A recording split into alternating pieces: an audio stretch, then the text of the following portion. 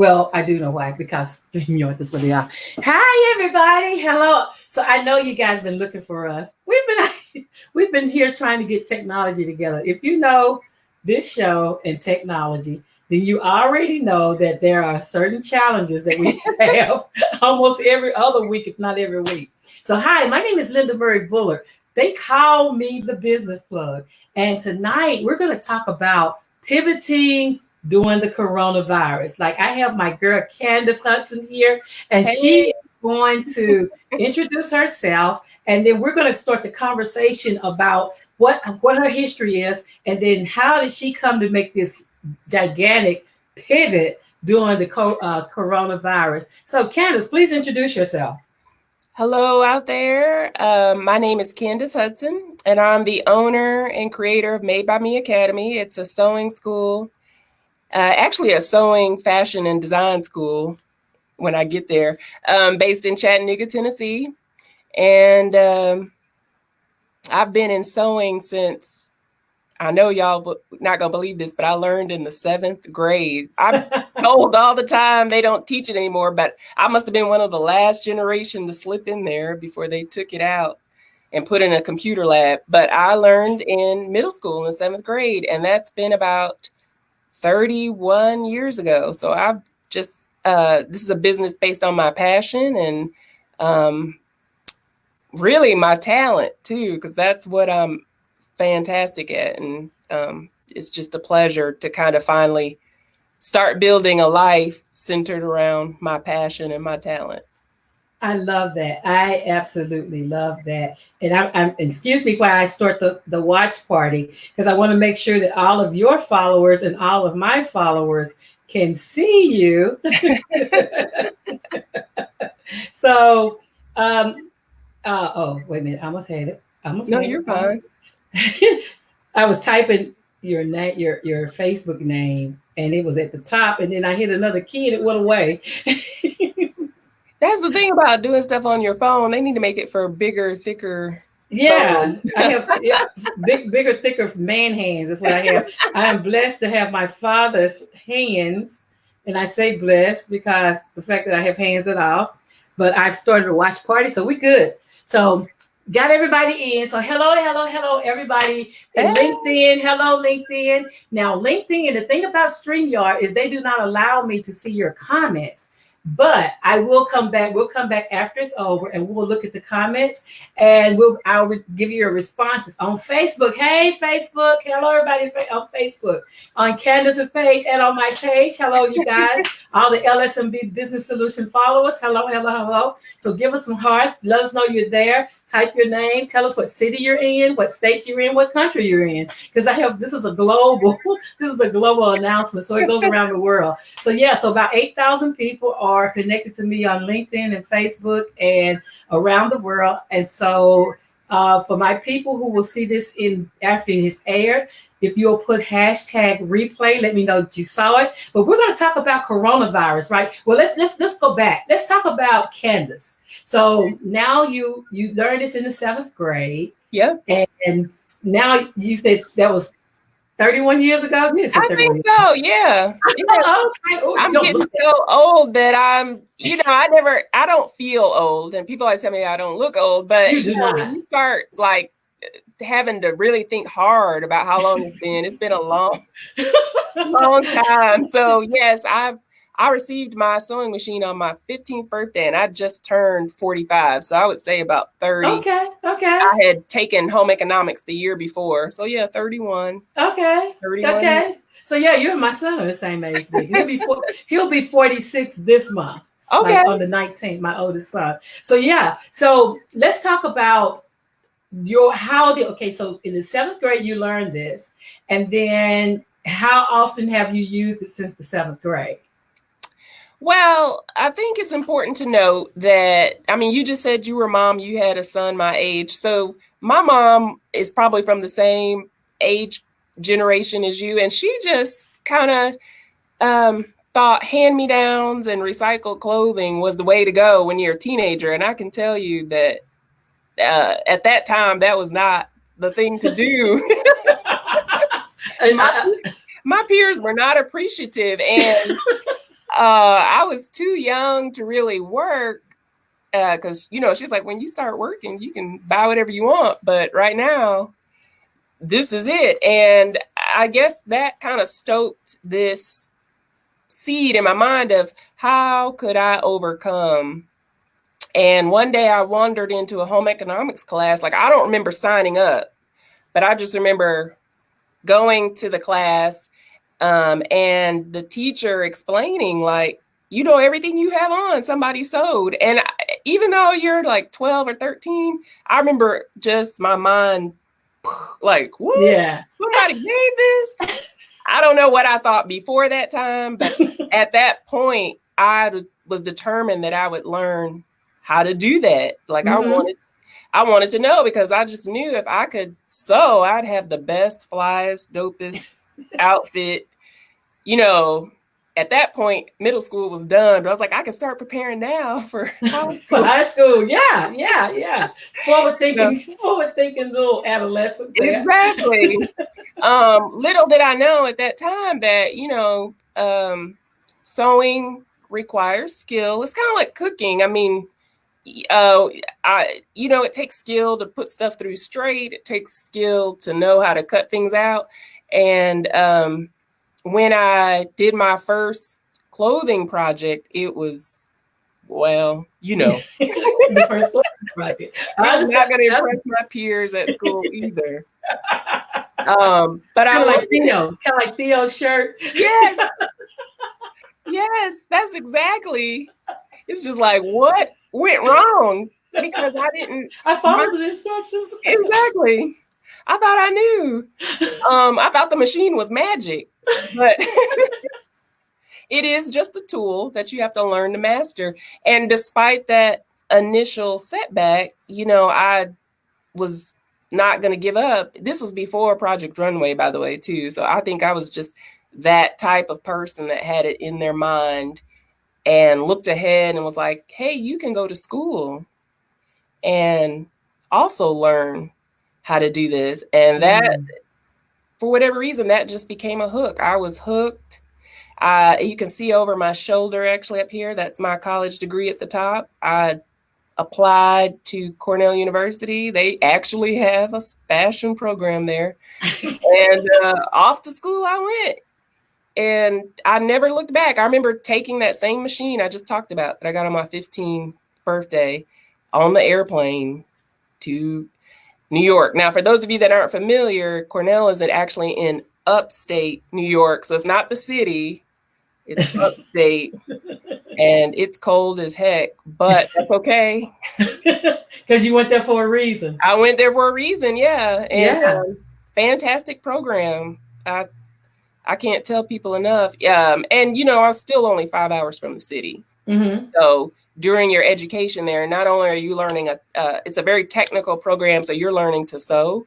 You're learning to draft patterns. You're learning about fabric. We even learned how fabric gets made, why something's cotton, polyester. So, I mean, you're just getting a foundation. And the whole time, on your Thanksgiving or fall break, you're going to the city and you're visiting the real people.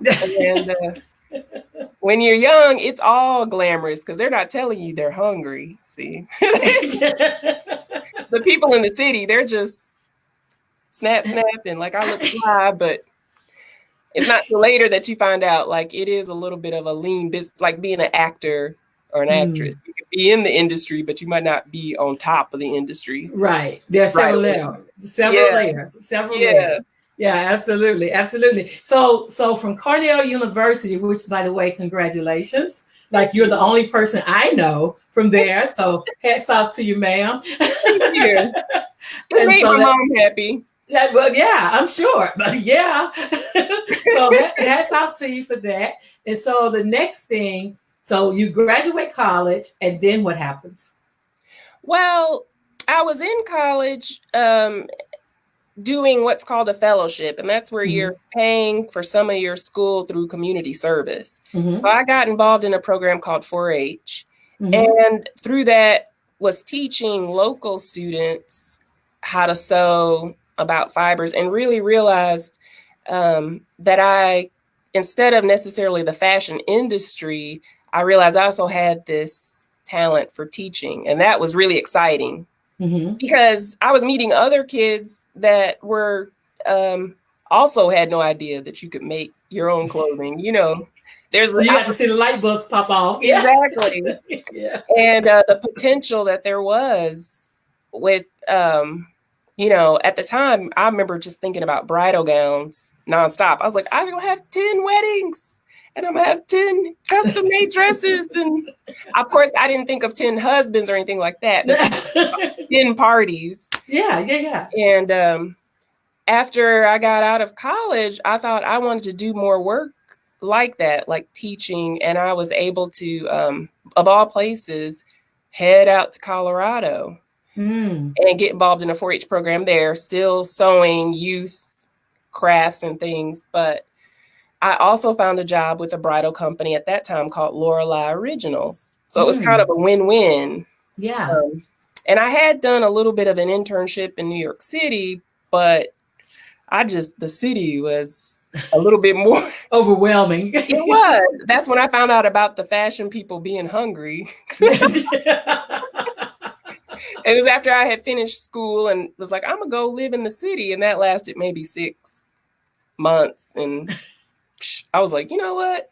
There's another way I can fulfill this passion, work in sewing, work in design. And it just happened to be in Colorado. So I went out there and worked in both teaching and as a sample maker for that bridal designer. And kind of got a taste of the industry in that she was established. She was in the bridal magazines of the time. In fact, I have a magazine from the 1990s with one of her ads with a dress that I had helped her produce. When you're a sample maker, you're just helping them create the first run, and then they have a workhouse somewhere where they're making all the dresses you see in the bridal salon. But, you know, it was kind of cool. I was like, I remember when she was tweaking that bow or adding that bead. Yeah. And I'm not sure if there was a financial slowdown, but she was a victim of kind of just, she ended up having to close down. Wow. And that happens a lot in fashion because whether you know it or not, when you walk into Neiman Marcus, all that product is not necessarily paid for. The designer has sent it to the store in hopes that it will sell. It will sell and they'll get paid by the store. But sometimes if it doesn't sell, the retailer sends it back and the designer's just got a lot of inventory. A lot of money. Yeah, that's a lot of inventory. A lot of inventory. Yep. So yeah. And so let's talk about that. Let's talk about your department store experience. You know, I just learned a lot working for her. I think I was only there for a year. And again, I was in the what we call the workroom, but there it's not like what you think of as a sweatshop. It's more just where all her fabrics are, her sketches, her studio. And you know, but the buyers and things from these stores would come in to talk about, and they are bridals. Neiman Marcus is one of the few department stores that has a bridal studio. So a lot of times she's working with other small businesses, largely owned by women. So that was kind of interesting to me as a young lady, seeing all these women who ran their own little bridal boutiques all over the country. And some of them are the owners, literally coming to her in the buyer role. And even with a big store like Neiman Marcus, you know, they're trying to make the terms as favorably for themselves, yeah, absolutely, as they can, you know, that trying to reduce their overhead. So it was an eye-opening experience in that even though they place an order, it doesn't mean that you, the designer, get paid, at least not for 90 days, which doesn't sound like a lot when you say it like that, but when you realize it's a quarter of a year, it's a whole season. Yeah, it's a whole season. And that's the thing. So when we were in class, so going back to when we met because I facilitated for Launch Chattanooga, which up until this season, so this is my first season doing my own classes. So I now teach classes for myself. But I was a facilitator for one of the Launch Chattanooga classes, and you came in and you told because all the students were talking about their history and where they came from and what they did, and you knocked us all out. God, did you bring it? Did you bring it to the shop? The purse? Yes, I did. Yes. Yes, I did. So please show. So this lady is in our entrepreneur, and her dream was to start a kids playhouse, but she brought this bag to class. Yes. And when we were just talking, and I don't even know how we got into the conversation, she said, "Oh, I made that." Well, do what? She said, "Yeah, I made that. I can make purses." Yeah, she made that. I mean, I did. And I brought you another version just so you can see. So that's been beat up and used for the last, I don't know how many years. It's been 3 years, right, since I saw it. More than that. Yeah. And the funny thing about that is I was just wanting a red bag because I had seen a very expensive red bag in one of the department stores. And I was like, I need to have a bag. But that same pattern I created. Look at that. This version with the ruffles. And it's got this cute little buckle that, comes open. And you can stuff. You can see how big these are. Absolutely. You know, I'm a sucker for a big purse. But that immediately, that is gorgeous. Yep. Look at that. And then you make that. Yep. And see, and I think about like when you go out to the stores, right? When you go out to the malls and you see these purses. Oh, Courtney. Hey, Courtney. So Courtney's giving us all kind of feedback. Courtney's like, she's one of your fans, evidently. Courtney Elise. But she said, beautiful person. She loves all the prints. But when women go out to stores and they see these big bags, and then you came in with that purse, and we were like, what? Because your business was to do a playroom. Yep. Kind of setting so that people wouldn't have to have parties and events in their homes. That's exactly right. And have events in your party room. That's right. And then everybody saw the purse and everybody's like, wait a minute. You should be sewing. What are you doing? Everybody's very supportive in the class. We all very supportive all the time. And when she pulled the purse up, she was like, "Oh, this, yeah, I make these." What do you mean you make these? That is so funny. And then you told us about the 90 days to get paid. Yes. And that's very similar to if you're wanting to, like a lot of my small businesses dream of having government contracts or corporate contracts or, these big conglomerate business contracts. And when you said, well, it could be 90 days. So you have to float yourself and your staff, if you have one, for 90, you have to have enough capital, enough revenue to keep you afloat for 90 days because there's no guarantee you're going to get paid at the end of the season if the stuff doesn't sell. Yeah. If you ever wonder why designer goods end up at TJ Maxx, and have you ever wondered that? Like you've gone to TJ Maxx or Marshall's or some other, I don't like the word secondhand, but just next level discount store. And you go, is this really Michael Kors? And I'm here to tell you it is. And the reason is because when Michael Kors, that bag may be from 3 or 4 seasons ago, but you don't care because you're like, it's bad. It's a Michael Kors. Yes. And it still matches my outfit. But Neiman Marcus or somebody at the top of his retailing distribution chain, he made 200 bags so he could put 10 and 20 of their stores. And maybe he only sold half of them. So they sent 100 of those bags back. And he's thinking, well, I've already put all this money into fabric, construction, and, packaging. How can I still make money off of this? Like Neiman Marcus or the high-end primary chain doesn't want it. And that's where places like TJ Maxx and Marshall's come in, and this bag, by the time he gets it back, that season has passed, and he's thinking, I need money for this season in the future.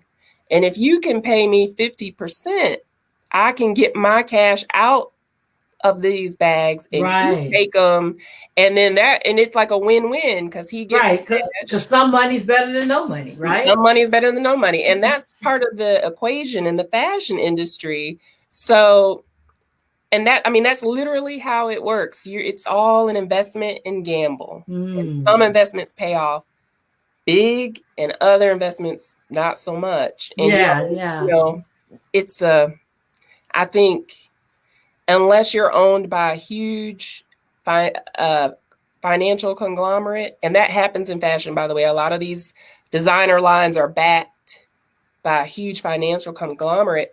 You may not have the money you need to keep the train going. And so you're like, oh no. And that is something. I mean, and so when you think about designing, so anyone, because I have some followers, I have a lot of sewers around the world, in fact, that follow me. So I have people that do, like, I have my girl, Lovely Rose, does earrings, right? Okay, she has homemade earrings, and then I have my little rainy things. Tarina, she started with aprons, and then she does some seamstress work, and then she does some creations of her own, and she's like 13, I think, now. And then I have other people. Sunny Soul follows me, and she's a seamstress. She's out here in the industry. So then you have all these people out here that are good at what they do and sell it in sewing. And so on your level, so to get to a fashion like where you've been, I love this conversation because it's giving them thoughts, right? It's giving them food for thoughts as far as how deep in the industry they want to go, because nobody's talking about the 90 days to get paid. And that's standard. That's standard, by the way.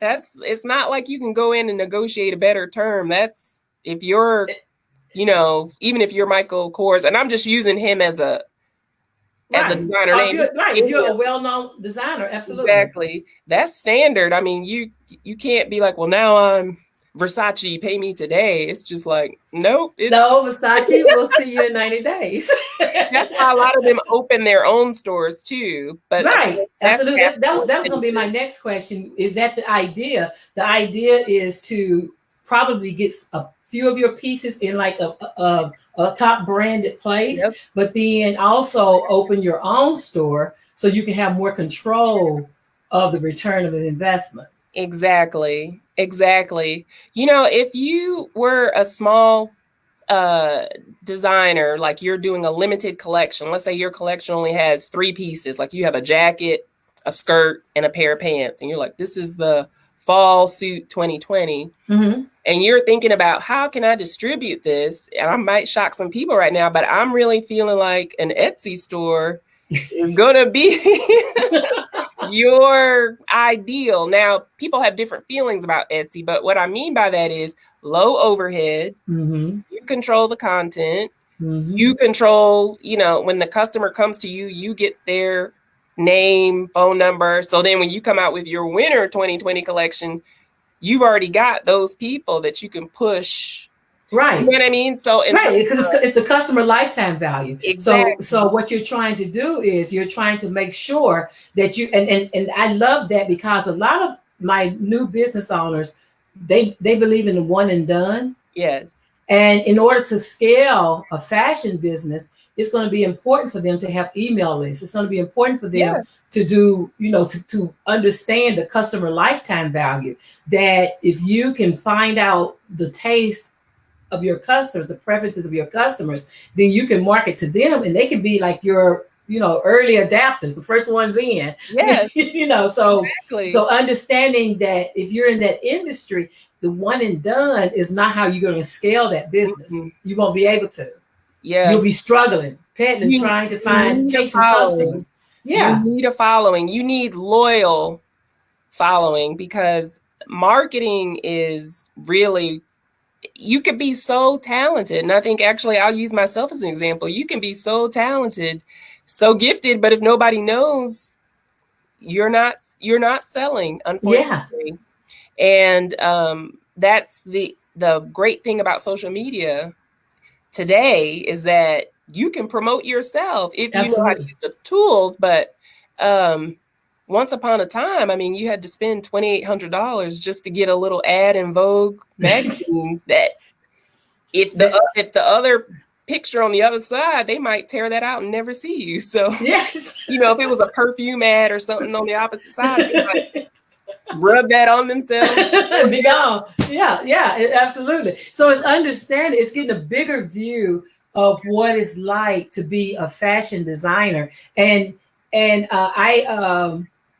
we talked about like seasonality of your clothes, right? Mm-hmm. So a lot of people, like, they watch Project Runway, or they watch, Fashion Week in New York, and they see all these things. But it's for the average person that wears the average clothes, like, even if it's high fashion, what you see in Paris and those places, and on the runway in New York and all, it may be months before it trickles down exactly to the average person. So it ends up in a Marshall or a Ross or TJ Maxx or something like that. And then all those stores just closed. Like, they didn't survive Corona. So, now it's time for somebody else to be thinking about, okay, so they're no longer there. So what happens to those designers, right?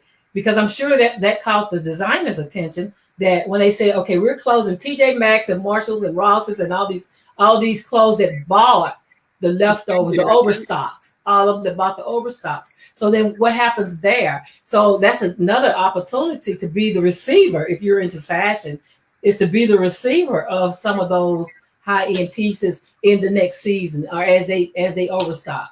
And to step in and fill that gap in the market. Absolutely. Yep. Absolutely. Yeah. So that is good conversation. So let's talk about, okay, so we've talked about the global picture of how fashion is. So let's talk about what's going on with Kandyce. Okay. First of all, you're located here in Chattanooga. I am. So I can give my people a compass of where you are. And Kandyce has a design school. That's right. And so let's talk about the design school.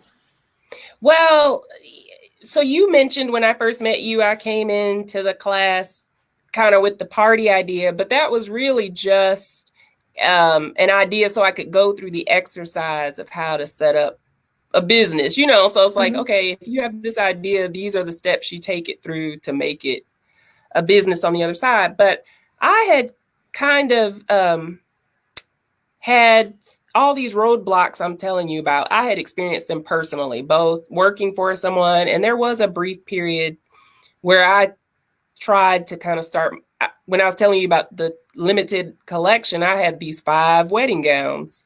And this is before really online shopping and social media, but I drew this beautiful brochure with the 5 sketches, and I had, and just after doing that, I thought it like almost made it.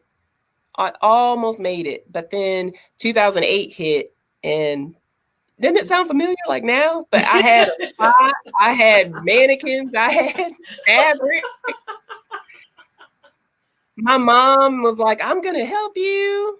And I had even been in this contest out in Colorado where I won free space I don't like the word dying, but it was one of those malls that kind of got left behind when the newer mall came to town. So the lady there, she had this idea, kind of ahead of her time. She's like, I'm going to rent some of these spaces to new and upcoming people to get traffic back in my mall. And I had all of that, and then it's just like the bottom fell out. And I think I was only 32, 33. And I say only because in fashion, that's still young. But I just had never experienced a financial fallout. I mean, not as an adult. I mean, if something happened when I was a kid, I didn't know. Right. Cheerios, but I had never had it be like, but I've got a space, I've got everything, but there's just like there's just no customers because everybody was, losing their homes. And absolutely, yeah, and that was a crisis. Yes, it really was. And it was kind of a sad, at the time it seemed so harsh because I had just worked so long to get to that point and then to have it fall out. But it was a great eye opener.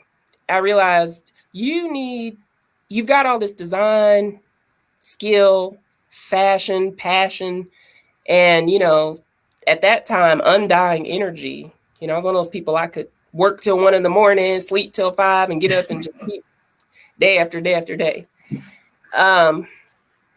But that really showed me, like, you need business acumen.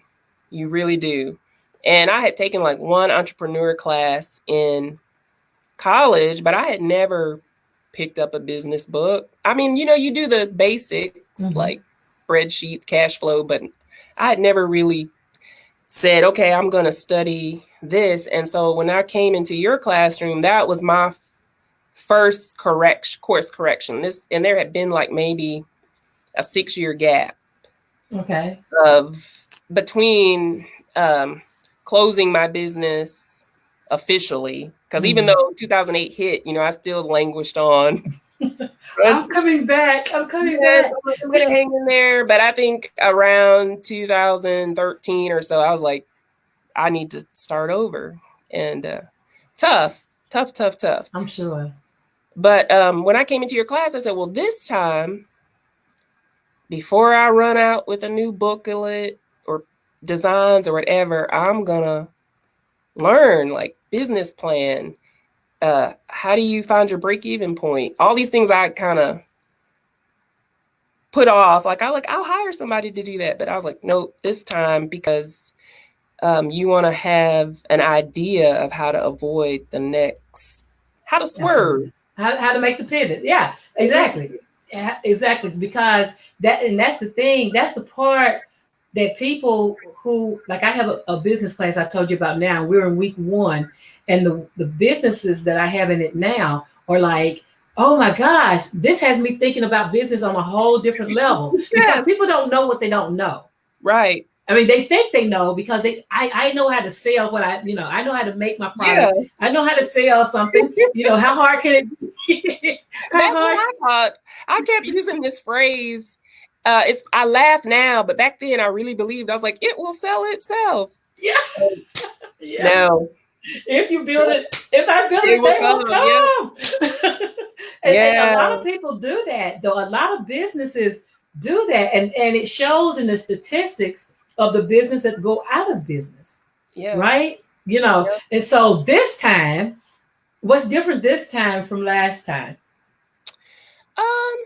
So this studio opened in June of 2019, and I think I took your class in the fall of 2016. So that right there is the difference, because, from your class to that point, I was doing all those steps that we learned in the class. You go through the course and it's 10 weeks and you come away with this binder, but I really did take it home and kind of take it back apart into the chapters.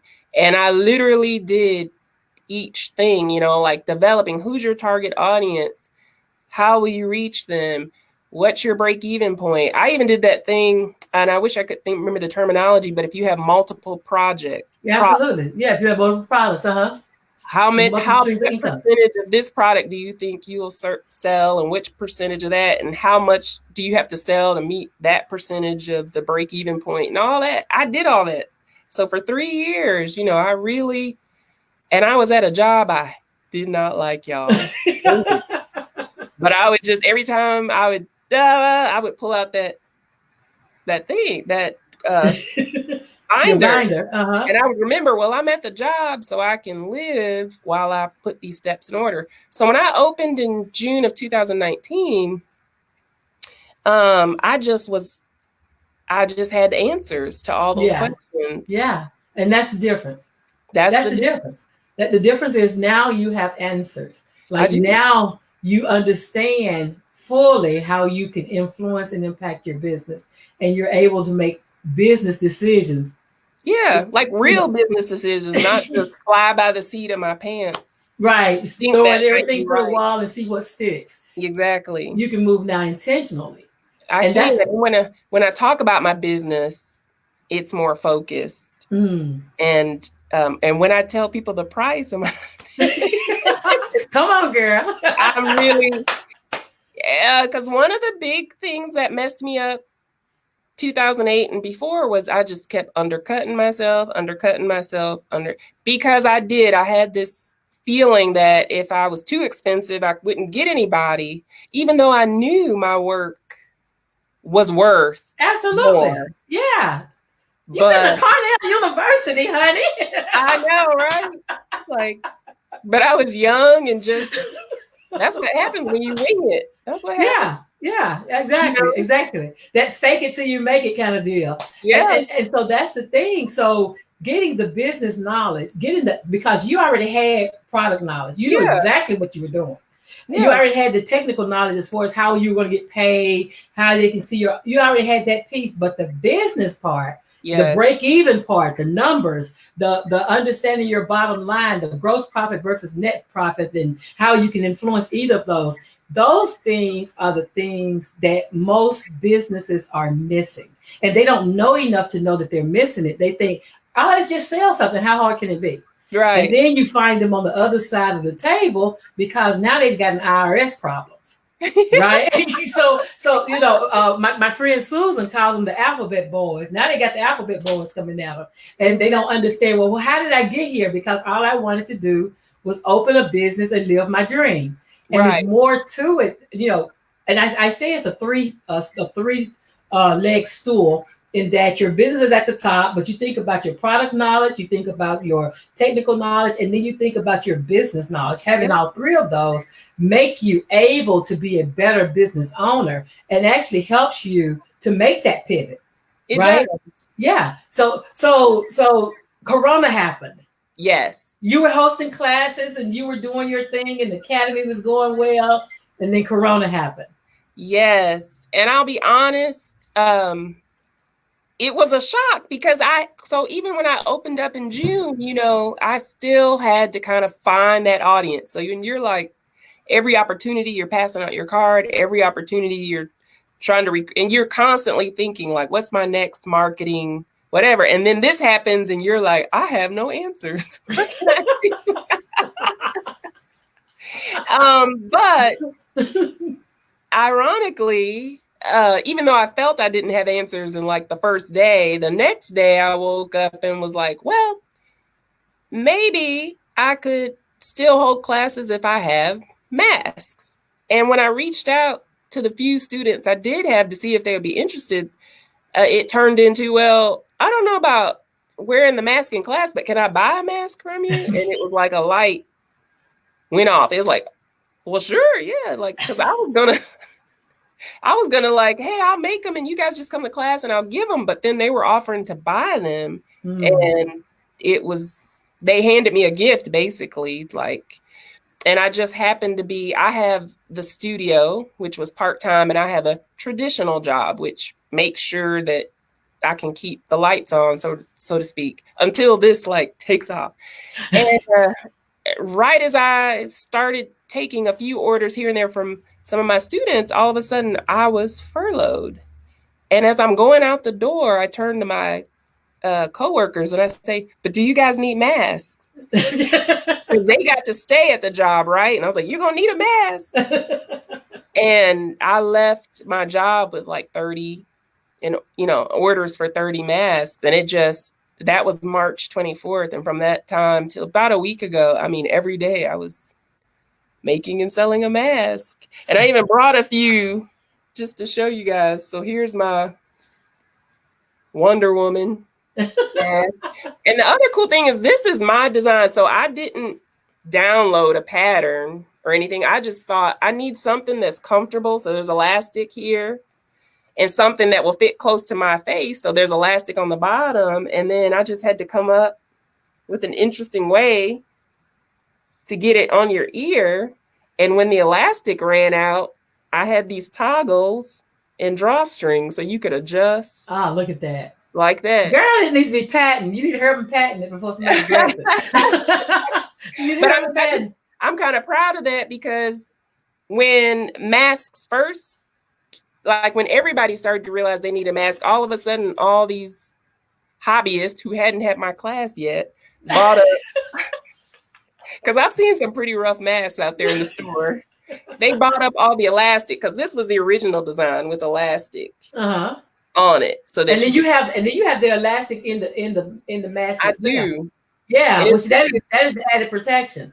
it Yeah. is. It cups your face and it kind of creates this little bubble so that you can still talk and be heard and everything, but you're protected on all sides.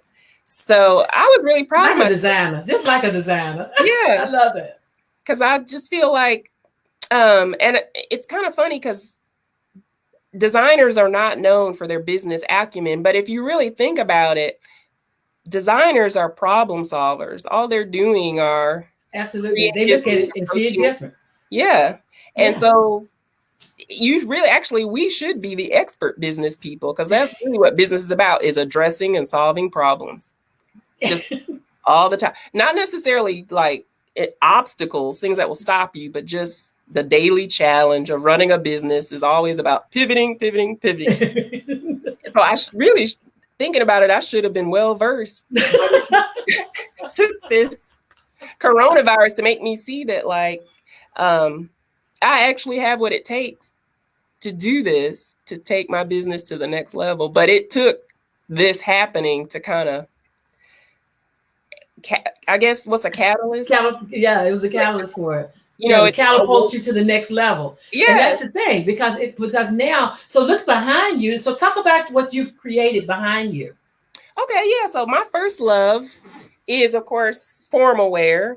And as I said, I used to work in the bridal industry, and this is a gown that I made.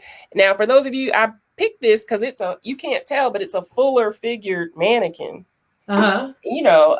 In the South, it doesn't matter if you're super thin or super thick, you want to look smashing. So absolutely, just a cute idea about how, I thought we'd be going to prom right now.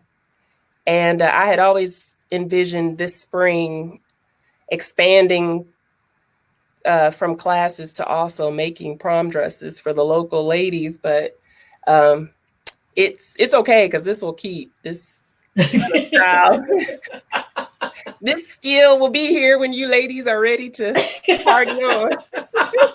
Because there will always be events, right? Yeah, like with Corona, this can be your cocktail toast to keeping Corona away. Like, get out of here. Yeah, I think that's what we should do. I think that when we no longer have cases, I was talking to my son today, and he was saying, Mom, he said, it may be a while before we get to the 14 days without any cases.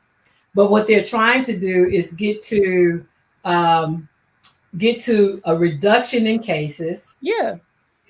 Start a decline in cases, or no more cases. Like if we're riding at 10 cases a day, stay at 10 cases a day, but then don't go to 200 cases, and that kind of thing. Spike, and they don't want it to spike, and they want to see a decline. So it may be a while before we get to the 14 days, but once it's starting to decline, then we've turned the corner.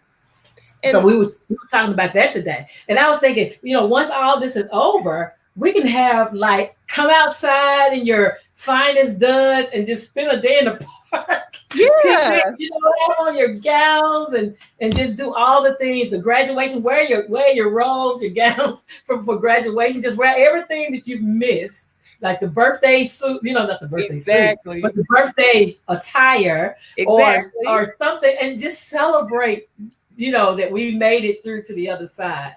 So just doing that kind of thing, So I was thinking about that, and I was thinking, so those things that you've made there, like even though they're formal wear, there will be time for them once we start celebrating all this stuff. I showed this because it's my favorite, but I mean, I, of course, not just handbags, but I make all my clothing, just about all my work clothing, all kinds of dresses. I like to tell people, I'm like, if you can sew this, then I can sew almost anything. I'm still learning swimwear. I still got to make a killer swimsuit, but but you do well, because I love the brown. It was a brown plaid dress. Yep. That you had made, and we were like, and you said, "Oh yeah," and I wore it. I made this. So we were like, Like you blew us all away because we were like, wait a minute, she's talking about some party thing. This girl is like sewing up the world. And if you all like, you can't see the justice of that bag. That bag is what took us over the ledge because it looks like something that came out of a department store. It exactly looks like, there are no flaws, no, all the stitches are hidden, it's well put, and the fact that it's still existing. What? I know. 4 years later. Fray a little bit around the handles, but I can't even believe it because, that the thing about, and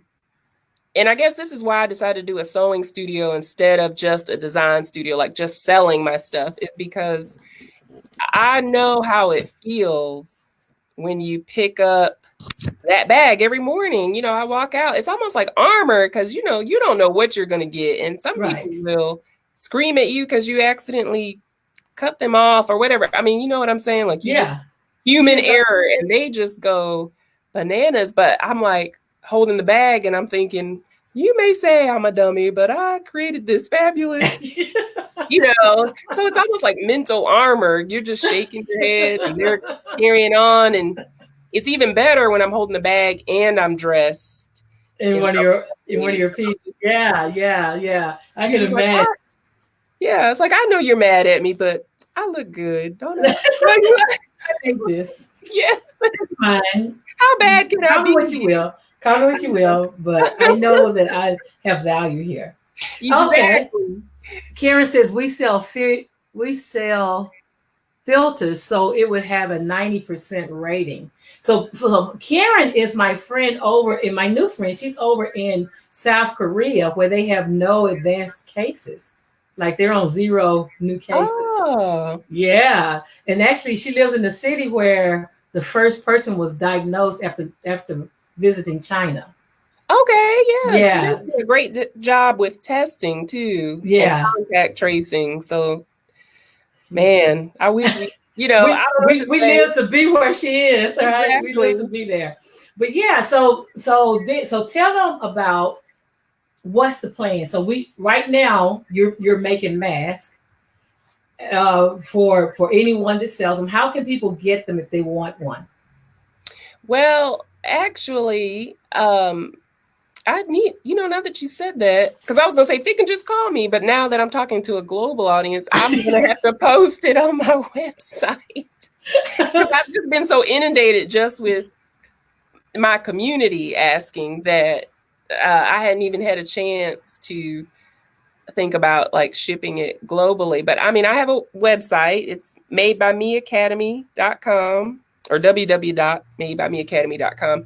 And I can post some on there tomorrow if you're interested, and I can, depending on where you are, I can I was gonna say I can priority mail them to you, but if you're somewhere where if you're in another international priority, I'm international. So I have people in Africa and people in Barbados, and I have my guy in Spain.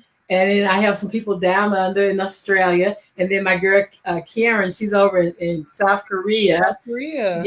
So I have people I have China. I have people all over the world that follow me. And that's a blessing. It's just, I have to remember where they are.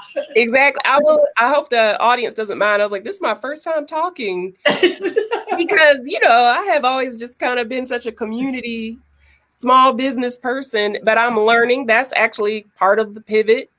That Absolutely. Is part of the pivot. You were asking me like, what's going to be different? And I was like, I think what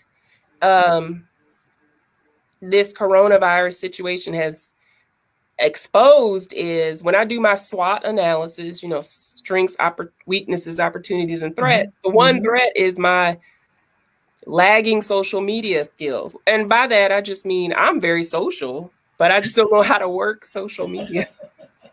So building your presence, absolutely. Exactly. That's the next thing. That's the next thing. And she's going to do better, so don't you all worry. It's coming. And this is her introduction to social media, like on grand scale. Yes. So this is going to help her get it all together. She's on my way to do that. So fear not, people around the world. I'm not going away. I'm only going away. Like this because there'll be more. Coming at you, Candy. You'll be like, God, lady. God. But yes, I think I think it's time for a mental pivot.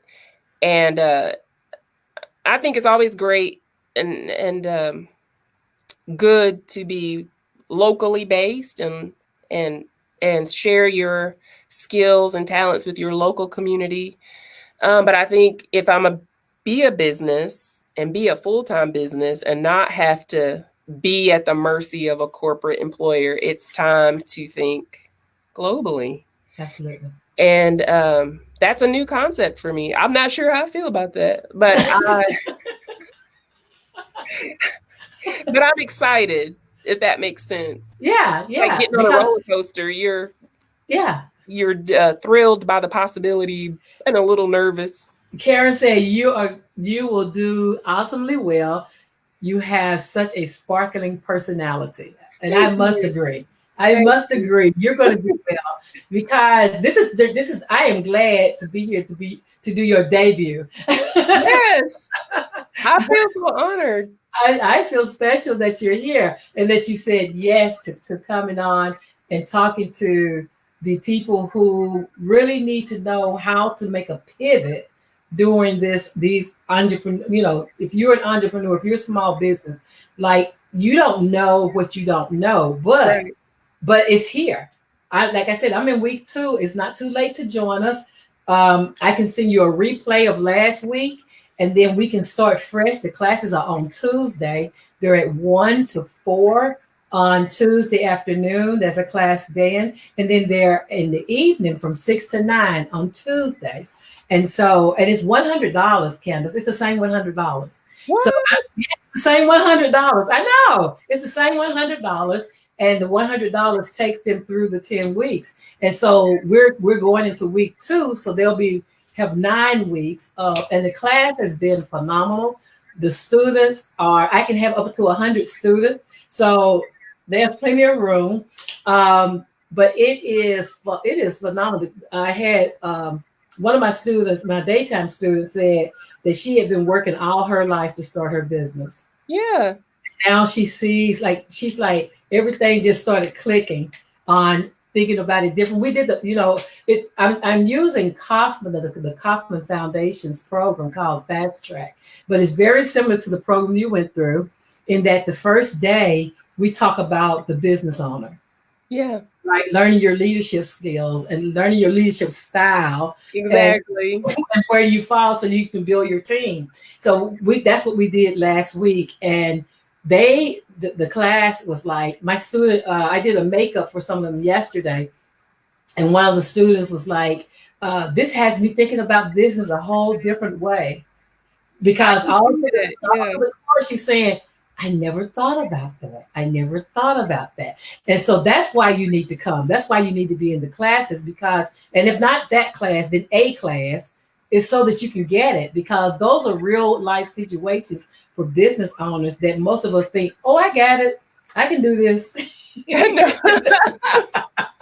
got it. No worries. No, I think being an entrepreneur is one of the most, it can be, I won't say it is, but it can be one of the most isolating undertakings because not everybody believes that you can do it. I hate to say it, but that's true though. In fact, I've learned it's hard. I don't always talk about it with, like, if I get a weird vibe off somebody, I won't even mention that I have a business because you can just tell they're gonna try to kill it. Naysayers. The naysayers. I did an interview last week with Bishop Pastor J.W. Cole, and I was telling him, a lot of people, the clients that come to me will say, well, my husband or my wife isn't behind it, or my kids don't help me, or they look for their existing circles to find that support when they're the only business owner or business minded person in that circle. So those people already have positions in their lives. And so I encourage them, just like I encourage you all, to create business networks, get a business circle, because it can be isolated, but when you are connected with other people who are also business owners, it feels great when you can throw an idea at another business owner and they help you build it up instead of helping you Exactly. break it down. Give it legs. And Yeah, that's really all you're trying to do is like, you may not have all the answers, but when you're talking to the right person, they're trying to help you construct a leg right then. They're like, oh, yeah, well, let me start supporting that. Like, you could do this and you could do that. And quite honestly, if somebody who's watching is, just know that I really think the entrepreneurial spirit is really one of courage, because the people who are telling you no are really, they have already resigned themselves to fear. And the person who's dreaming and saying, I think this can happen, is saying, in spite of that fear, I still see this. So when I kind of adopted that, I realized it's okay to still feel nervous or afraid or hesitant, because, you should pause and yeah. think. Because fear is a human emotion, and we Exactly. all, it's to keep us safe. But acting in spite of your fear is the courage. And most things that are businesses today, nobody believed in them back when they started either. So, Absolutely. I mean, Boeing, Disney, probably even the United States government, if you want to go back to the revolution, people were like, let's just stay British colonies. But and that's the thing. And so you look at it like, out of Corona, yes, there will be businesses that won't survive, but also there will be businesses that begin to be birthed. Yes. And that's the thing, is because it's given us another way of looking at life and how we survive it. And just like you started with the mask, I mean, right? You make the pivot. Yes. You see what the need is, Yes. and then you address the need, regardless of what it is. And so out of this, yes, it's the changing of the guard. Yes. More or less. I'm glad you said that, because a lot of people have been on talking about their business not surviving, and I always add on, as it is or as it was, it's not going to survive, but you can remake it. Food service. I love that everybody's doing takeout, and I'm like, somebody's going to innovate that process. Exactly. And they're going to be the next. Exactly. I don't know. The you know what big I mean? thing. Yeah. People are going to be like, remember when people had to go to the restaurant to get the food? Exactly, because you have people like, because I still don't cook. So, but you have people like Dennis Delivered, or Grubhub, or DoorDash. Those people, this is their season. This is absolutely, this is their season, because for them. Yeah, because you can get food from anywhere in the city for the cost for them to go get it and bring it to you, and you never have to leave the house. That's exactly right. And I think the person who maybe had a brick and mortar restaurant now needs to think about a food truck. I mean, I don't know about food service, but I'm just saying, like, don't assume the dream has died. Just assume it has to be reinvented.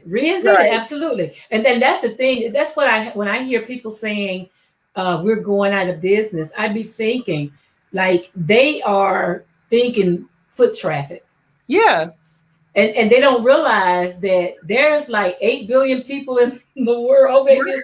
And so there are people somewhere, and people say, oh, well, people don't have money to do this. We just got a stimulus that nobody was counting on. I mean, people are doing what they want to do with their money, and people tend to buy, even in Corona, people tend to buy what they desire to be essential to them. I mean, and that may be buying a dress. They may be buying a dress so that my husband and I can have a grand event at the house. That's right. I mean, so I was even thinking about that. I was like, maybe people will want a smaller wedding gown now because they have to have smaller weddings. Yeah. So I'm already sketching some new stuff. Throw up on that website. Yeah. Exactly. So thinking about that, just thinking about how we can do something different in the place that we're in, and how we can be innovative, and how we can take and learn from this situation and come out better on the other side. Like, invent some things that we hadn't really thought about. Because, like, nobody's thought about being sheltered for 8 weeks. Exactly. Nobody's telling about, Exactly. what that looks like. And so I commend you, ma'am. Thank I you. commend you because you're going to be doing people who are interested in sewing and learning to sew.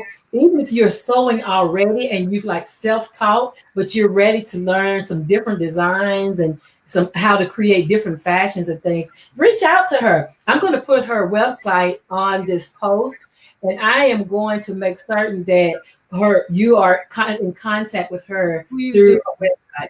So we're going to do that and make sure that we get that done as soon as we end this. If you'll hold on for me, Kandyce, is there one point that you would like to tell the audience? Just now that you know Kandyce here, just keep an eye out for me in the next 90 days because I'm going to reimagine my classes and hopefully put them in a platform where more of you will be able to join me and we'll be making some fabulous things together. So yeah. thank you so much.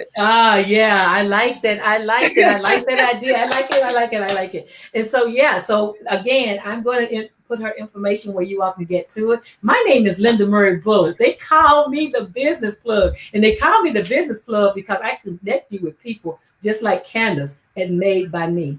Yes. Thank you all for joining us this evening, and I'll see you next week. Next week, I'll get all of your military friends. I am going to bring Karen Horn. She's been in our she said she needs a new purse. I'm going to bring Karen Horn and Jolene, I have to say her name slowly, Dr. Chet.